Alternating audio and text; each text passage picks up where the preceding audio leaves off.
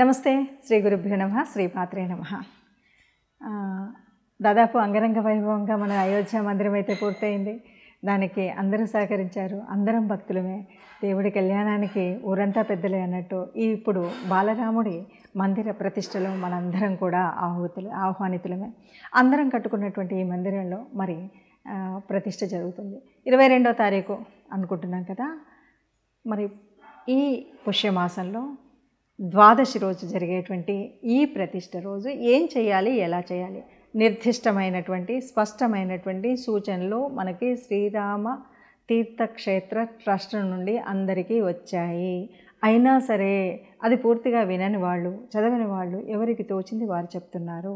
అలా కాకుండా అందులో భాగం అంటే ఈ తీర్థక్షేత్ర ట్రస్ట్కి దాదాపుగా విశ్వ హిందూ నుండి అలాగే సంఘం నుండి అనుబంధమైనటువంటి అనేక మంది ఇందులో పాలు పంచుకొని ఆ నియమాలను పూర్తిగా తెలుసుకుని 10 మందికి చెప్తున్నారు.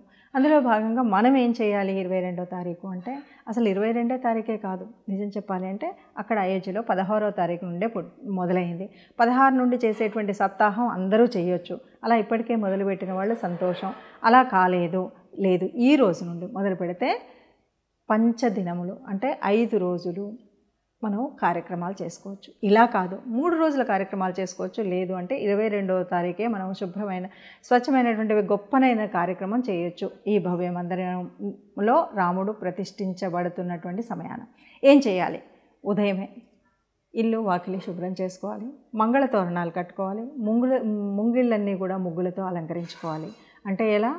మనకి పండగ ఆ రోజు అయోధ్య నగరంలో రాముడి జన్మ జరిగినప్పుడు వచ్చినటువంటి ఆ నగరం అంతా ఎంత అందంగా అలంకృతమైందో ఇప్పుడు ఈ దేశమంతా కూడా అంత అందంగా అలంకరించుకోవాలి. అప్పుడు చెప్తూ ఉండేవాళ్ళు ఎలా అంటే రాముడికి పట్టాభిషేకం అప్పుడు కానీ, రాముడి జననం అప్పుడు కానీ అయోధ్య నగరం అంతా కూడా పన్నీరుతో చల్లి రత్నాలతో రంగవల్లీలు దిద్దారని, ముత్యాలతో ముంగిళ్ళతో నింపారని, అలాంటి అద్భుతమైనటువంటి వాతావరణం మళ్ళీ కనిపించాలి. చక్కగా ఎటు చూసినా కూడా ముంగిళ్ళన్నీ కూడా ముగ్గులతో నిండిపోవాలి, మంగళ తోరణాలు కట్టుకోవాలి. మరి ఏం చేయాలి? ముఖ్యంగా దేవాలయాలు అంటేనే ఇవి సంస్కార కేంద్రాలు. ఇక్కడ మనకి ఆధ్యాత్మిక కేంద్రాల్లో 10 మందిని కలపాలి. ఇక్కడందరూ కూడా కలిసి సామూహికంగా రామనామ జపం చేయాలి. రాముడికి సంబంధించినటువంటి హోమాలు చేయాలి. హోమాలు కానీ, హవనం లేదా జపం లేదా భజన ఇలాంటి ఏదైనా ఒక కార్యక్రమం ఉదయం 9 గంటల నుండి 11 గంటల వరకు ఈ కార్యక్రమాన్ని అందరూ కలిసి సామూహికంగా చేయాలి. అలా చేయలేము, ఒక్కరమే ఉన్నాము, తప్పనిసరి పరిస్థితి అన్నోళ్ళు ఇంట్లోనైనా సరే ఆ కార్యక్రమాన్ని చేయండి. దాని తర్వాత ఏం చేయాలి అంటే, దాని తర్వాత 11 గంటల నుండి 2 గంటల మధ్యలో జరగబోయేటువంటి ఈ విగ్రహ ప్రతిష్టని మనందరం కూడా ప్రత్యక్ష ప్రసార ద్వారా చూడాలి.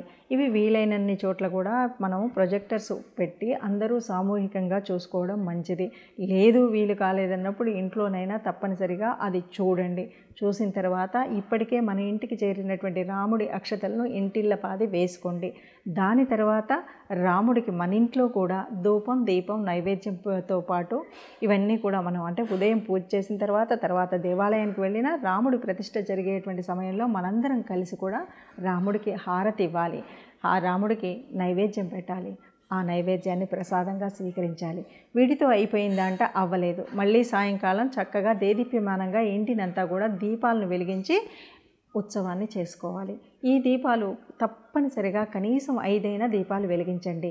పంచభూతాల సాక్షిగా పంచభూతాత్మకమైనటువంటి ఈ శరీరంతో ఈ 5 దీపాలను అయ్యా నీ కోసం 500 సంవత్సరాల పోరాటానికి ప్రతీకగా ఈ 5 దీపాలను వెలిగిస్తున్నామని నమస్కరించండి. ఒక దీపావళిని చేయండి, మరో దీపావళిని చేయండి, మరో తరం వరకు మళ్ళీ రామరాజ్యం కావాలని కోరుకోండి. నమస్తే.